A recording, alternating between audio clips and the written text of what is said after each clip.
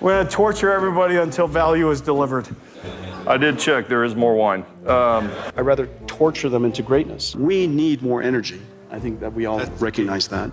We need more land power in Shell. You're looking at all sorts of readily available, cheap hydropower that can power data centers. And once again, it comes back to Greenland. Yeah, absolutely. I mean, it literally is the best place in the world for data centers. I really should just have this surgically installed at this point. Big AI circular funding drama today. And there's no drama involved. Everything's on track. In working with OpenAI, there is no drama. The first sign that there's drama is when someone has to tell you twice that there's no drama. NVIDIA is not going to invest as much as $100 billion in OpenAI. We never said we were going to invest $100 billion in one round. That never was said. But how about the overall commitment? Because last September, you and OpenAI... There was never a commitment. Let's start over again.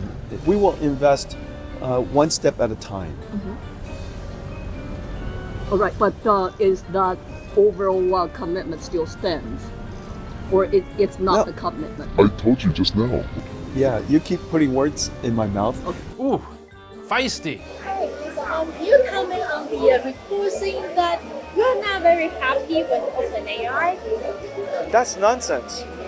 Yeah, that's complete nonsense. Okay, a little sensitive to this topic. It's abnormal for Jensen Huang. Now, all of this is coming up today because NVIDIA CEO and man who soaked a dead crocodile in a vat of crude oil, Jensen Huang, was responding to a published report by the Wall Street Journal, which stated, quote, Huang has privately emphasized to industry associates in recent months that the original $100 billion agreement was non-binding and not finalized. He has also privately criticized what he has described as a lack of discipline in OpenAI's business approach and expressed concern about the competition it faces from the likes of Google and Anthropic, end quote. So the AI executives are preparing to flee like rats from a sinking ship at this point, and in addition to Jensen Huang's testy response, I told you just now. Yeah, you keep putting words in my mouth. Oracle panic tweeted it's definitely not a response within a day or so of all this going down. Totally unrelated to any of this, they said, quote, the NVIDIA OpenAI deal has zero impact on our financial relationship with OpenAI. We remain highly confident in OpenAI's ability to raise funds and meet its commitments, end quote. A strange thing to tweet, apropos nothing, with absolutely no prior context from Oracle, and evidence we think that this bubble is so mutually pumped at this point that even one of these companies faltering and crashing out of it would threaten all of them. Let's see how the markets respond.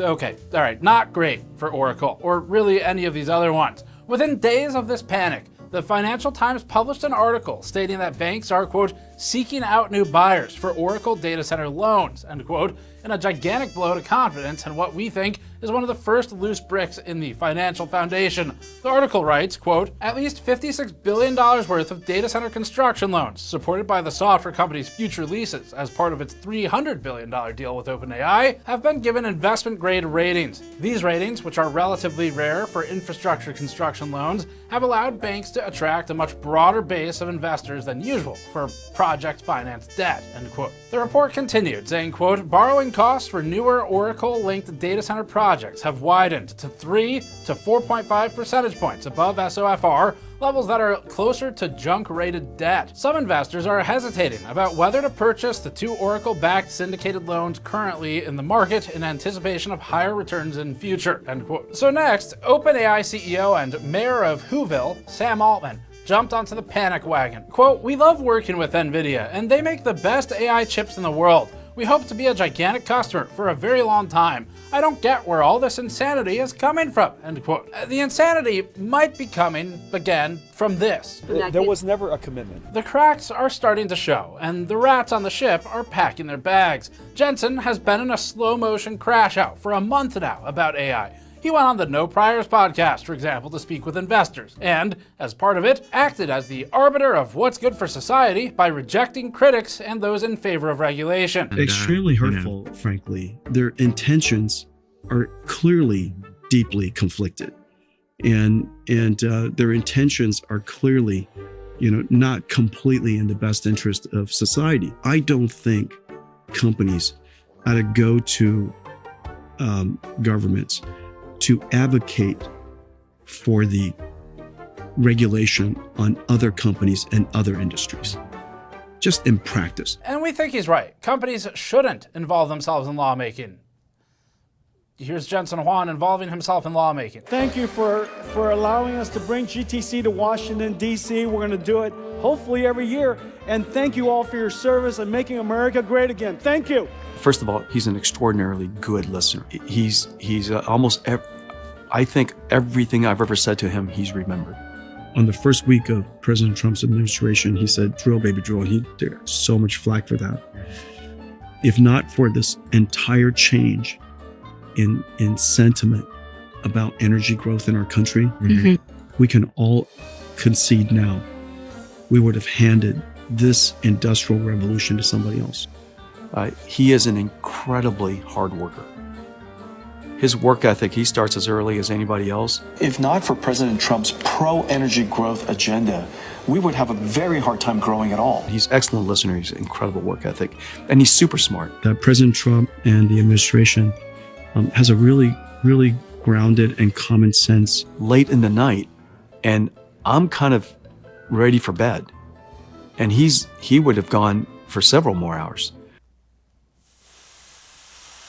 TMI. So, to the public, these AI CEOs are selling the cure to cancer, free public education for everybody, a reduced requirement of working because AI will do everything for you. But we think, for the politicians, what these people and companies are selling, like Larry Ellison of Oracle, Sam Altman of OpenAI, Greg Brockman, of course, as well, Jensen Huang of NVIDIA, Lisa Su of AMD, and so forth, what we think they're doing is facilitating the corruption of governments and corporations as they further collude with each other to fuck over everyone else. I really should just have this surgically installed at this point. We brought you this video with store.gamersnexus.net and our AI Dystopia Kickstarter-style backer campaign. We're closing this campaign within the next week, so this is the last chance to get digital rewards alongside physical products. These include our new wallpaper packs that Andrew made, showing a 3D city he built in Blender out of computer parts like coolers and other components, like RAM bridges, explaining why the cost of RAM has gone up so much. We'll be emailing out the wallpaper packs to everyone who buys these, but there's also an additional wallpaper pack on the USB drives that we're including with each backer order. The packs also include things like our Retro IO themed new coaster packs, featuring 4 soft textured, easily washable coasters. Each pack includes a retro computer front panel with floppy drives, including a floppy modeled into the drive slot, a retro colorway controller that's legally distinct, an IBM Model M inspired numpad, and a GN logo. The packs also include varying shirts, like our Vaporwave Smiley t-shirts. The Ghost Tier pack also has one last round of backer livestream group Q&As that I'm going to do with everyone who bought it, plus a pack of Snowflake the Data Pirate metal doubloons that we made. This helps us limit third-party direct sponsors and videos. Head over to store.gamersnexus.net to support our in-depth, independent reporting directly. In the eyes of NVIDIA, only NVIDIA can regulate the companies in the AI space and the data centers, but Jensen Huang can't dislodge his hand from the rectum of Donald Trump for long enough to escape the mud flow coming out of the administration's ass. As for why Huang is so controlling over policy, aside from the fact that this is the most easily bribed and manipulated administration of all time, we're gonna need the tinfoil hat for that. We're gonna be working with Venezuela. We're gonna be making the decision as to which oil companies are gonna go in, that we're gonna allow to go in. Oil was given to us by Venezuela.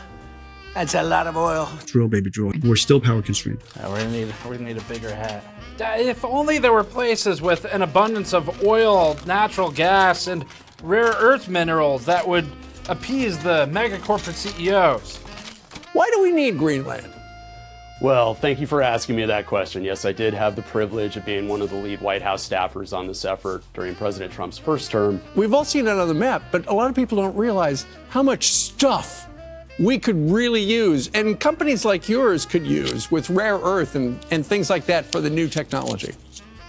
Yeah, absolutely. I mean, it's just a tremendous opportunity. So Greenland could be useful, but at least Trump is ruling out military force. You are not ruling out military force to take Greenland. I don't rule it out. I don't say I'm going to do it, but I don't rule out anything. No, not there. At least it's not like the former White House associate policy advisor isn't saying, for example, that Greenland is literally the best place in the world for data centers. Yeah, absolutely. I mean, it literally is the best place in the world for data centers. We're looking at literally trillions of dollars worth of resources needed for technological and industrial growth. Right. You're looking at all sorts of readily available, cheap hydropower that can power data centers. You're looking at, especially in the wake of yesterday's announcement, the ideal location for data center and technological development. It's cooler up there, and you actually need to produce all of this energy to cool down the new technology. We're gonna need the red strain too.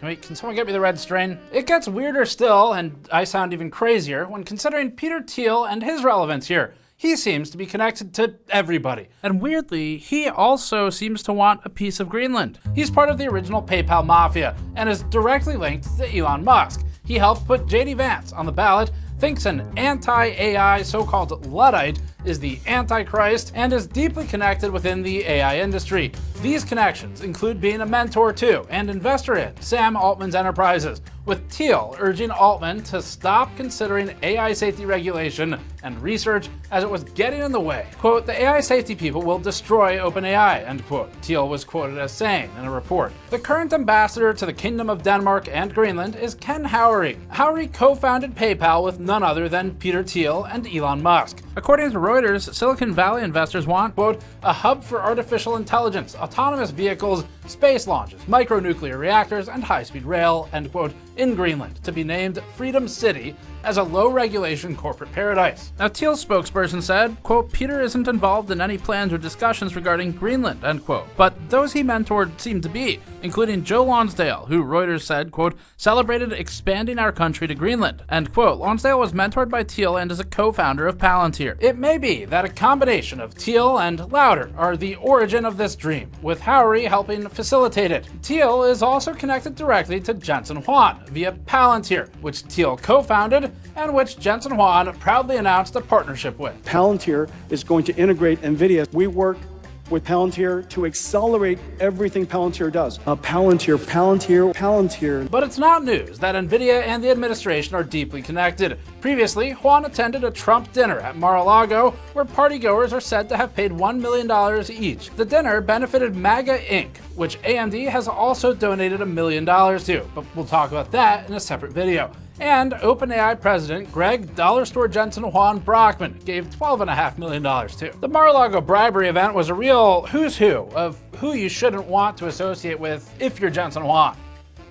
Unless maybe corruption and access are the thing you're trying to associate with. Reportedly at what appears to be the same MAGA Inc. fundraiser party as Jensen Huang was reported to be at was cosmetics billionaire inheritor Ronald Lauder, who the New York Times says attended the dinner. Lauder is in the Epstein files and is the father-in-law to Trump's newly appointed Fed chair Kevin Warsh, who is also in the Epstein files alongside Lauder's daughter Jane in connection with attending island parties with Epstein. But this is the type of company that these AI CEOs have chosen to associate with and have chosen to keep lately as they further embedded themselves with the government.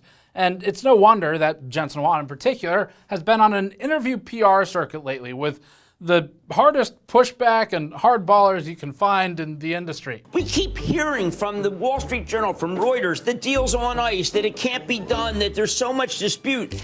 Another thing that makes me upset, Jensen, is that perhaps it is possible that there's motivation here to kill the deal, because I'm not hearing anything from either party that sounds like this. Well,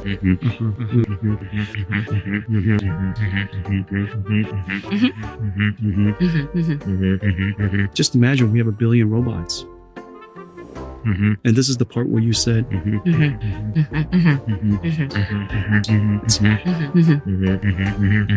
so that's what's AI. All of this is to power AI, which Altman has no shame in making big claims about. If only he had more compute afforded by NVIDIA and by more electricity and by more data centers and by fewer regulations, he could both cure cancer and provide free universal education. And as we look forward another year or 2 years, if you have, let's say it takes 10 gigawatts of compute or 5 gigawatts of compute, you could choose one of two things. You could choose to cure cancer by having AI do a bunch of research, or you could choose to offer free education to everybody on Earth. No one wants to make that choice.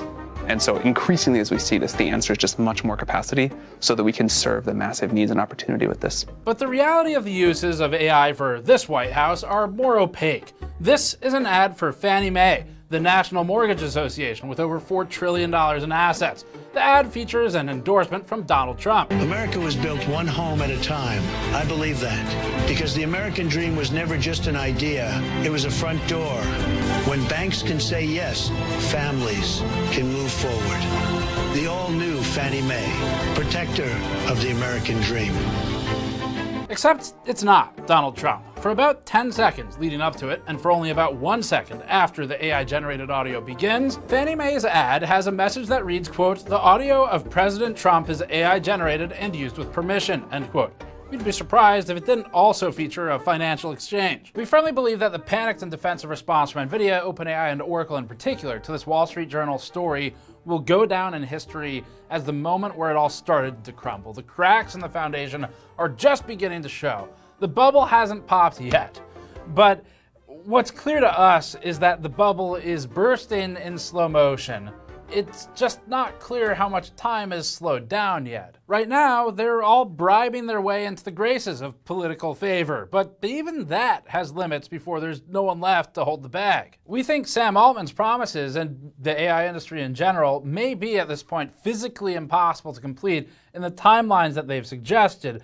This will be important to understand when we inevitably look back at what caused the bubble to burst, because it will burst at some point. It's just, everyone at this point seems to be acknowledging that, including NVIDIA CEO Jensen, and we'll talk about that a little more at the end, where he has some comments about how the economy is basically held up on the back of NVIDIA, which is framed in a joke, but which he indicates is actually basically the truth. Anyway, when we eventually look at the wreckage caused by the feckless and dangerous expansion of these companies over the period of time they've done it in, it would help to have a timeline. So let's start with that. September 22nd, 2025, NVIDIA and OpenAI jointly announced a 10 gigawatt project without any uncertainty. NVIDIA said it would deploy, quote, at least 10 gigawatts of AI data centers with NVIDIA systems, end quote, under OpenAI and invest, quote, up to $100 billion, end quote, progressively per gigawatt. On September 23rd, NVIDIA tweeted that the data centers would feature, quote, millions of NVIDIA Vera Rubin GPUs, end quote. The same day, CNBC reported that President Trump was briefed before all of this. Quote, it helped that Juan and Altman had been part of President Trump's state visit to the UK a week earlier, allowing the president to be briefed on the agreement days in advance, end quote. And we're sure there wasn't any insider trading anywhere. Still, on the 23rd, NVIDIA told Tom's Hardware that the deal for millions of GPUs won't impact consumer supply. Magically, quote, our investments will not change our focus or impact supply to our other customers. We will continue to make every customer a top priority, with or without any equity stake, end quote. Except they do impact them, if only because Sam Altman reserved 40% of the world's global DRAM supply as a result, which immediately reduces availability of silicon for consumers, and as you all know, following this was actually exactly when the DRAM, the system memory prices skyrocketed to 3 to 5 times what it used to be, all thanks to these AI deals. A lot happened. On September 23rd, OpenAI published a blog post about its Stargate data center project expansion, and not the fun kind with MacGyver. The post announced a collaboration with Oracle and SoftBank for OpenAI to open 5 new data center locations alongside NVIDIA Sugar Baby CoreWeave for a total of, quote, nearly 7 gigawatts of planned capacity, end quote, which OpenAI said would result in, quote, over $400 billion in investment over the next 3 years, end quote. OpenAI noted a path to securing, quote, the full $500 billion 10 gigawatt commitment we announced in January by the end of 2025, ahead of schedule, end quote. So like the go old, the parasitic AI obsession has completely taken over Sam Altman's brain. CNBC announced that NVIDIA will invest in OpenAI in cash, noting that OpenAI will take the cash from NVIDIA, which it hadn't received, and in total greater than NVIDIA's cash on hand, counting all 100 billion promised anyway, to then give back to NVIDIA to lease GPUs that hadn't been made, to put in data centers that haven't been built, using an electrical grid that isn't ready. But OpenAI didn't stop there. Sam Altman woke up with AMD on October 6th, with the two companies announcing a 6 gigawatt deployment of AMD MI450 GPUs. The two wrote, quote, the first 1 gigawatt deployment of AMD Instinct MI450 GPUs is set to begin in the second half of 2026, end quote. The deal was creatively crafted, with OpenAI writing, quote, as part of the agreement to further align strategic interests, AMD has issued OpenAI a warrant for up to 160 million shares of AMD common stock, structured to vest as specific milestones are achieved. The first tranche vests with the initial 1 gigawatt deployment, with additional tranches vesting as purchases scale up to 6 gigawatts. Vesting is further tied to AMD achieving certain share price targets and to OpenAI achieving the technical and commercial milestones required to enable AMD deployments at scale, end quote. Jensen thought it was creative, commenting on CNBC 2 days later with a catty reply, but not before a weird comment suggesting he was aware of the deal in advance. What do you think about it? Did you know about that deal before it was announced? Not really, but he later strangely catches himself mid-slip on suggesting OpenAI is hugely profitable, before correcting himself, and then before the jealousy of his cousin Lisa Sue's deal slips out. I mean, this is the most profitable, well, the most valuable startup company ever. And so this is a great opportunity. You mentioned that your deal is very different from AMD's. AMD is in a situation where they're basically giving away a big chunk of their company to be able to be a partner with OpenAI and sell them some of their goods. Is that how you read it? Yeah, I saw the deal. It's imaginative. It's unique and surprising. Considering they were so excited about their next generation product, I'm surprised that they would give away 10% of the company before they even built it. And so, anyhow, it's clever, I guess. Now October 13th, so about 21 days after the $100 billion NVIDIA deal and 7 days after the AMD deal, OpenAI announced a new deal with Broadcom to deploy another 10 gigawatts of AI accelerators, this time designed by OpenAI, meaning Altman has now promised 26 more gigawatts of compute in a space of about 3 weeks, not counting the other promises that we haven't covered here. It's hard to fathom what a gigawatt actually is. The United States Energy Information Administration has a map noting that the single largest nuclear power plant in the United States produces 4.5 gigawatts of power. The administration says that in 2024, the U.S.'s 94 nuclear reactors had a, quote, total net generating capacity of nearly 97 gigawatts, end quote. In a span of 21 days, OpenAI promised almost 1/3 of the total net generating capacity of all nuclear reactors in the entire United States. To help further put this into perspective, Energy.gov says that 1 gigawatt is the same as about 1.9 million solar panels, 294 wind turbines, or if you prefer, the more American measurement of 1.3 million horses. We always find the most intelligent way to measure things. Carbon Collective says that 1 gigawatt would power 876,000 typical U.S. households for an entire year. Even just one of the now multiple 10 gigawatt data center promises by Sam Altman would equal almost 9 million households of power. But back to the Broadcom deal, the blog post wrote this, quote, OpenAI and Broadcom today announced a collaboration for 10 gigawatts of custom AI accelerators. OpenAI will design the accelerators and systems, which will be developed and deployed in partnership with Broadcom, end quote. 17 days later, October 30th, OpenAI announced an expansion of its Stargate build-out. The company boasted, quote, over 8 gigawatts of planned capacity, end quote, and, quote, more than $450 billion investment over the next 3 years, end quote. OpenAI said that it's ahead of schedule, quote, to meet the $500 billion 10 gigawatt commitment we announced in January, end quote. November 2nd, BG2Pod had Microsoft CEO Satya Nadella and OpenAI's Sam Altman on, with the host noting that OpenAI had promised over $1 trillion in spend against a $13 billion annual revenue. Altman was snippy in his response. OpenAI's revenues are still a reported $13 billion in 2025. And Sam, on your live stream this week, you talked about this massive commitment to compute, right? 1.4 trillion over the next 4 or 5 years with, big commitments, 500 million to NVIDIA, 300 million to AMD and Oracle, 250 billion to Azure. So I think the single biggest question I've heard all week and hanging over the market is how can a company with 13 billion in revenues make 1.4 trillion of spend commitments? And you've heard the criticism, First Sam. of all, we're doing well more revenue than that. Second of all, Brad, if you want to sell your shares, I'll find you a buyer. If you I just enough. people are. I think there's a lot of people who would love to buy OpenAI shares. I don't think you would, including myself. Including myself. People who talk with a lot of like breathless concern about our compute stuff or whatever that would be thrilled to buy shares. So I think we could sell, your shares or anybody else's to some of the people who are making the most noise on Twitter, whatever, about this very quickly.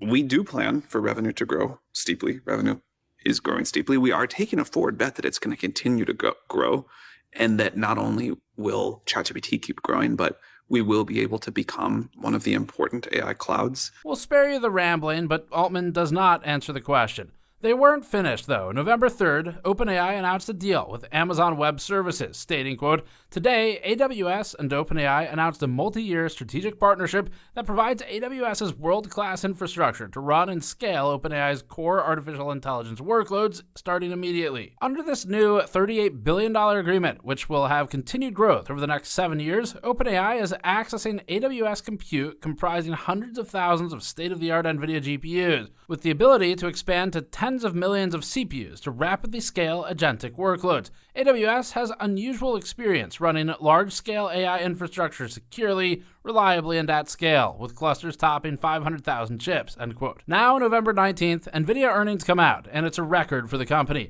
NVIDIA announced a $57 billion revenue in its earnings, climbing 62% year over year. NVIDIA claimed data center revenue of $51.2 billion, up 66% year over year. Margins were likewise insane, with NVIDIA stating quarterly GAAP gross margins at 73.4% and non-GAAP at 73.6%. NVIDIA recapped its data center highlights on the page as well, including its Anthropic deal for a cute 1 gigawatt of compute.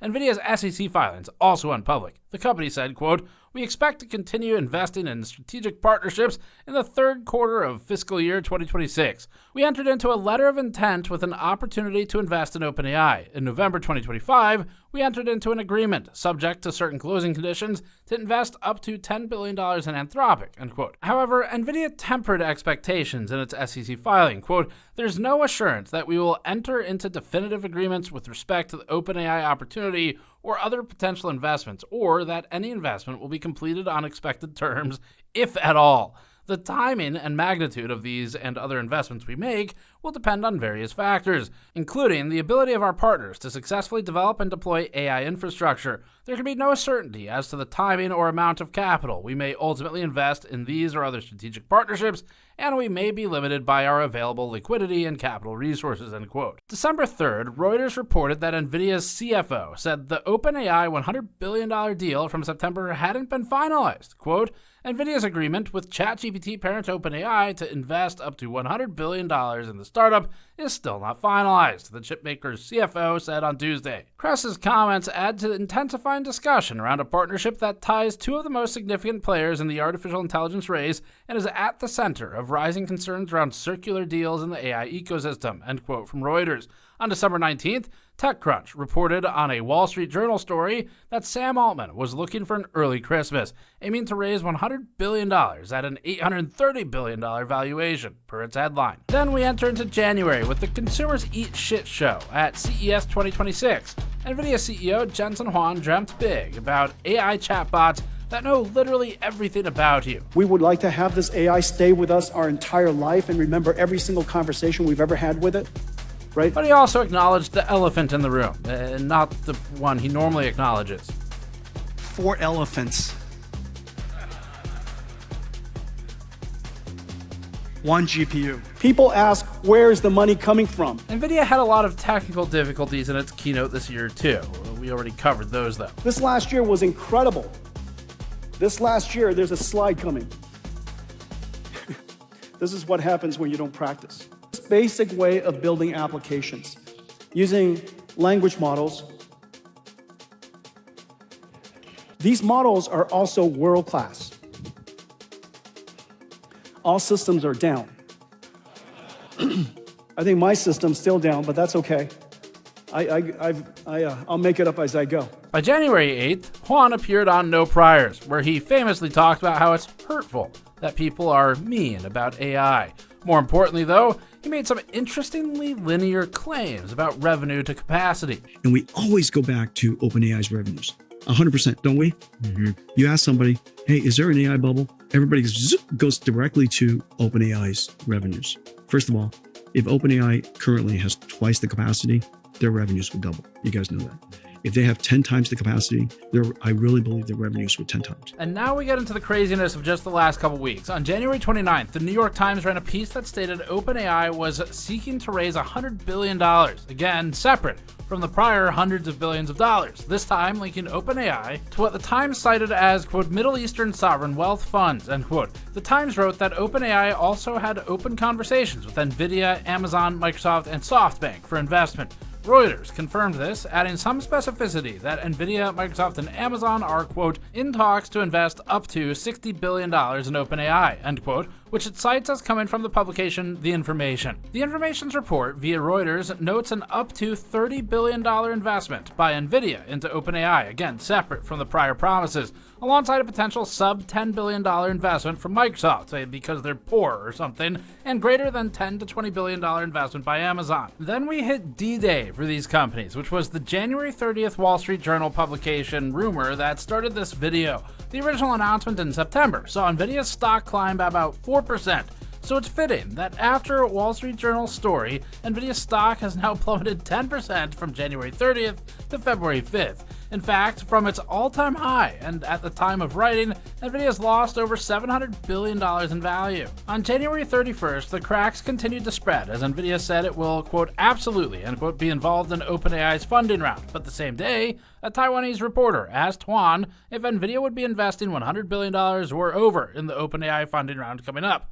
It's going to be over 100. No. Nothing like that. In the Street interview on January 31st, though, Huan did say this. We are going to make a huge investment in OpenAI. We will definitely be involved in their round. We will invest a great deal of money. Probably the largest investment we've ever made. That brings us back to the intro. On February 1st, Oracle put out a press release that said, quote, Oracle is raising money in order to build additional capacity to meet the contracted demand from our largest Oracle Cloud infrastructure customers, including AMD, Meta, NVIDIA, OpenAI, TikTok, xAI, and others. Oracle expects to raise $45 to $50 billion of gross cash, that is gross, proceeds during the 2026 calendar year. The company plans to achieve its funding objective by using a balanced combination of debt and equity financing to maintain a solid investment-grade balance sheet, end quote. February 2nd is when the panic really started to set in, with both Oracle and Sam Altman tweeting about the deals, as we saw in the intro. The same day as those tweets, Sachin Katti of OpenAI tweeted something that, fittingly, reads as if ChatGPT wrote it. Quote, our partnership with NVIDIA is foundational. NVIDIA is our most important partner for both training and inference, and our entire compute fleet runs on NVIDIA GPUs. This is not a vendor relationship. It is deep, ongoing co-design. That sounds like GPT. We build systems together, and our frontier models are the product of multi-year hardware and model engineering done side by side, end quote. He continued with some perspective, quote, we scaled available compute from 0.2 gigawatts in 2023 to 0.6 in 2024 to roughly 1.9 gigawatts in 2025, and that pace is accelerating, end quote. Remember that OpenAI is promising tens of gigawatts within just years, so it'll have to multiply this rate several times just to achieve its objectives. On February 3rd, the panic continued, with Oracle tweeting, quote, our partners' financing for the Doña Ana County, New Mexico, Shackelford County, Texas, and Port Washington, Wisconsin data centers are secured at market standard rates, progressing through final syndication on schedule and consistent with investment-grade deals, end quote. Because nothing says this is fine like randomly tweeting about your financing. Now, the newest information is that NVIDIA has canceled the 50 Super Series refresh for 2026, with the RTX 60 series potentially getting shoved out of 2027. To quote the meme, big if true, the 50 series refresh originally had a rumored launch date of end of 2025. Obviously, we've missed that. There was discussion as well of a CES 2026 launch date, or announcement at least, and of then a first quarter 2026 announcement and release. And now the story is that it's not even arriving at all this year, which would be noteworthy. Super Series GPUs typically involve a VRAM refresh and or a price refresh, sometimes in unison, sometimes separately. For example, the 4080 Super, when that came out, brought down the MSRP of the 4080, which was way too high, already at $1,200. Super came in at $1,000.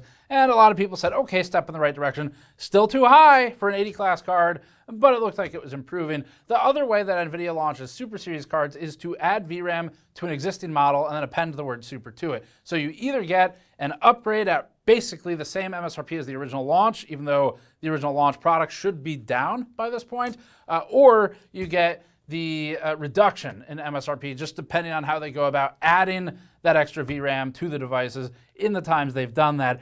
This strategy right now is not viable. NVIDIA wouldn't be able to do this without actually increasing the prices, and they likely know that. Where right now, NVIDIA can kind of stay quiet, and the prices are what the prices are. But the MSRP at launch, that's already in history. It's written down as that was the price. If they launch something now, it's going to have to be more expensive. And it may even be the same as the MSRP of the cards right now that are on sale today and be better.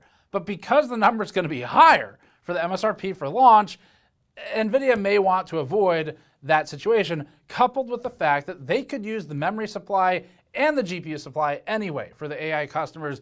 And because NVIDIA is buying memory from mostly the big three suppliers for HBM, for AI, but they also buy GDDR7, whatever, and they package it together when they sell it to the board partners. So they could use that stuff anyway, and it also avoids a kind of nasty PR scenario where they take the hit for stuff like this now, rather than taking the hit for either lying about MSRPs or increasing their prices later. So right now, a Super Series refresh is unlikely. VRAM has actually multiplied in price. It's hard to feel bad for the company, though, that is most directly driving this problem. Don't feel sad for anybody at my layer. It's easy to try and handwave NVIDIA's involvement in the problem it has created, we think, by saying, oh, well, there's other suppliers up chain. There's a single point of failure kind of for the equipment that's manufactured for EUV.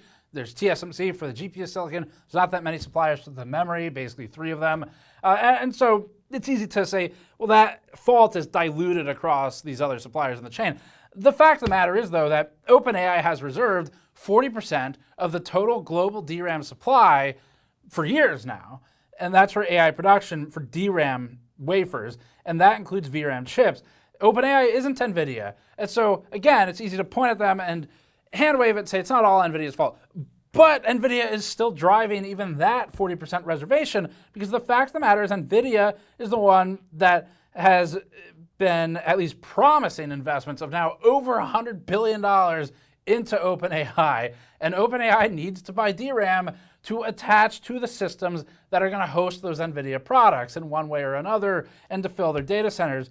And NVIDIA's multiple investment promises are a huge part of this. So while, yes, other companies are involved, NVIDIA is still at the center of all of this. They have the most to lose right now. They are the most valuable company in the world. Aggregated via The Verge, but originally from The Information, the latter publication reported that NVIDIA favored AI production for GPUs due to DRAM limitations.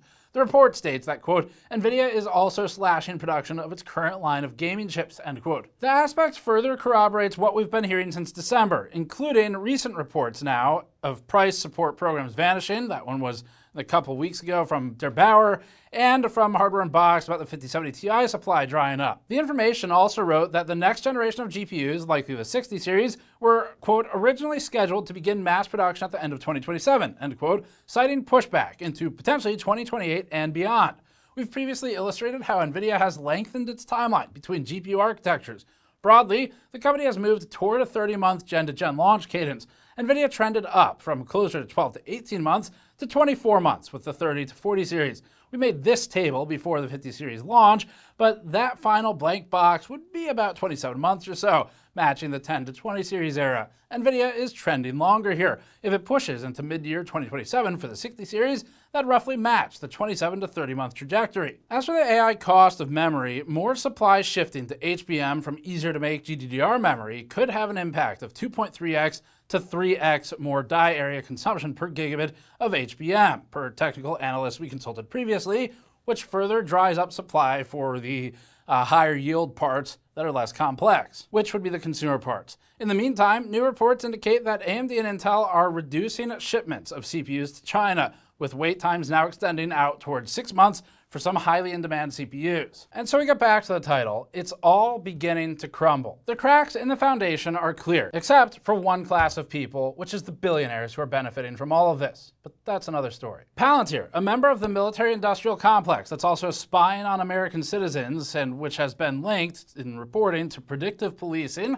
has fallen in stock price by 25% in 6 months. This is the company where Jensen Huang said, We work with Palantir to accelerate everything Palantir does. But they're not alone in the fall. ServiceNow Incorporated, which sells a so-called AI control tower, has had its stock fall 45% in 6 months. Salesforce also heavily pushed AI and is down 24% in 6 months. Comparatively to these, NVIDIA is okay. They're flat over 6 months and down from the all-time high. Microsoft is down 25% for 6 months. Oracle, 45% for 6 months. And this is one of the key companies to the circular AI funding. CoreWeave is down 23% in spite of NVIDIA announcing a new $2 billion investment into the company. Supermicro is down 28%. Amazon, 7%. Adobe, 22%. Meta, 15%. SAP SE, 31%. C3 AI, which bears the stock ticker AI, is down by almost 55%. CrowdStrike, 15%. AI robotics firm Symbiotic, down 8%. Astera Lab, 8%. Snowflake, not to be confused with our own Snowflake, the cat CEO, is down by 22%,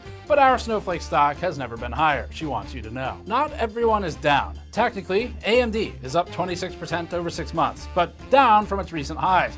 Broadcom is also up 8%, though down from its highs. Micron is still hugely up, despite a dip from highs, because they had the courage to say, fuck you, directly to consumers. Now the trend here is that software companies seem to be having trouble. Jensen Huang a few days ago said something pretty interesting about this. Remember what software is. Software is a tool. There's this notion that the tool in the software industry is in decline and will be replaced by AI. You could tell because there's a whole bunch of software companies whose stock prices are under a lot of pressure. Because somehow AI is going to replace them. It is the most illogical thing in the world, and time will prove itself. And actually, Sam Altman also had something to say in December. It seems even Sam Altman doesn't believe in these overinflated stock prices. I think the market more lost its mind when earlier this year, we would meet with some company and that company's stock would go up 20% or 15% the next day. That was crazy. That felt really unhealthy.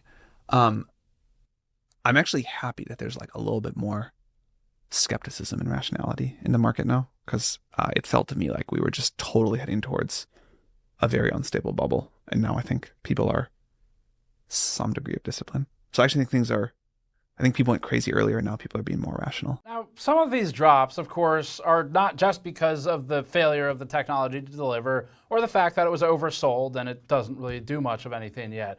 Some of the problems are, of course, because at the government level, there are no non-clowns left in the clown car. And that also has an impact on economic performance. But there's a lot of factors at play here, and a lot of the performance, we think, the negative performance, is because the trust in these companies to deliver on the bullshit that they are peddling is falling. There are fewer and fewer people available to take that bag and pass it on to the next guy, and that's going to eventually be a problem. We're seeing that as some of these companies start to shop loans for things like data center projects, where eventually there aren't going to be many institutions that can afford those types of acquisitions, those purchases of debt. So the AI software companies in particular are getting crushed right now, a lot of the ones we just named anyway, and some companies are still up. I mean, TSMC is another example of that. They have a real thing they make, and they're the only one that does it. Makes sense they would benefit. Micron, again, said fuck off to consumers, and they're doing pretty damn well because of that. But the foundation overall in the AI industry, we think, is shaking. And as Jensen Huang himself said, per Business Insider via Yahoo, quote, "If we delivered a bad quarter, it's evidence there's an AI bubble. If we delivered a great quarter, we are fueling the AI bubble. If we delivered a bad quarter, if we're off by just a hair, if it looked just a little bit creaky, the whole world would have fallen apart. There's no question about that, okay? You should have seen some of the memes that are on the internet. Have you guys seen some of them? We're basically holding the planet together. And it's not untrue. Nobody in history has ever lost $500 billion in a few weeks. You've got to be worth a lot to lose $500 billion in a few weeks," end quote. And maybe rarely for Jensen Huang, this comment that it's not untrue that NVIDIA is holding the planet together after talking about memes of them holding the planet together, that doesn't come from a place of ego, I don't think. Like, that's just actually the reality right now. He said it, and it's not because he has highly inflated self-importance of NVIDIA. It's because that's true. And in AI, it's basically one company is making, NVIDIA is making over 100% of the profits. Everybody else is collectively losing money. And these companies have already given up on consumers. We've covered that extensively now for months. You've seen plenty of videos of it, of us talking about that. At some point, they'll eventually need consumers again. But for now, consumers are not customers for these companies. Consumers are competition, because the businesses want to keep funneling the money to each other. They want to keep buying and trading products with each other. They'll pass a little bit of stock this way for some GPUs that way, and they'll maybe do a lease back deal on the GPUs or something. And if something goes wrong, they're doing fine anyway, the people running the companies. They'll cut some staff, they'll cut back on some of the promises, they'll keep their bag, and you'll get screwed, just like has been happening the last several months. And the businesses need that supply for these components so that they can rent it back to you later, so that they can continue to embed themselves up the ass of whatever government will take their bribes. And a lot of that is coming back around full circle to not even consumer problems, but to just problems of humanity, where there's a rise in global surveillance, there's a rise of spying on people. It's the technology companies that are fueling this. Again, like we said in the past, the only real difference, we think, as an opinion, between the US's version of spying on people with these private corporations and, let's say, the one that China is constantly pointed at as an example of what's bad, is that in the US, they do it under private companies and they pretend like they're not involved, and it's all just capitalism. It's just how the world works. And if Flock wants to do it, that's Flock doing it. But Flock and Palantir and these other companies, they work with governments and they work with other entities to trade, sell, and move data around that can be utilized to fuck you. And you might not know how that's gonna happen today, but they're gonna do it. You might not ever know how it's done. That's my concern. We're back to the tinfoil hat. But some of this stuff, it's not even tinfoil hat theory anymore.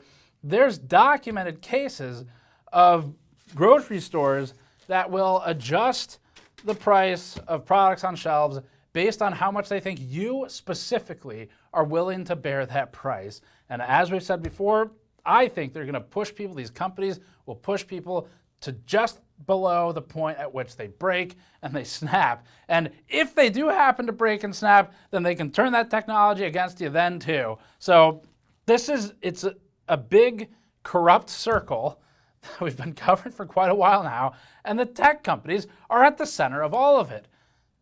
And finally, there's some cracks starting to show. I guess the question is, what's gonna happen at the end of that? And the other question I have is, are consumers going to forgive too quickly, even if this is, we might be talking 3 years into the future that things turn around. I'm not sure. But I do wonder if consumers will just instantly forgive as soon as a stick of memory is affordable again, because obviously we all have things that we enjoy and would like to do, like building computers or playing video games on a new system. And I'm curious to see how much pain these companies are forced by consumers to endure as retribution or payment for the actions and for what they've put consumers through in this time. But I guess we'll look at that when it happens. So that's it for this one. Thanks for watching. You can support this series of coverage on our AI dystopia Kickstarter style campaign on the GN store, store.gamersnexus.net. We're going to close that campaign pretty soon here the next couple of days and get whatever remains shipped out. A lot of them's already shipped already, and the last couple of backer Q&As and things like that. So you can go to the store for that to help us directly. Thanks for your support. Thanks for watching. It's a lot of research to put together, but hopefully that gives you a pretty decent recap of what's happening. Subscribe for more. We'll see you all next time.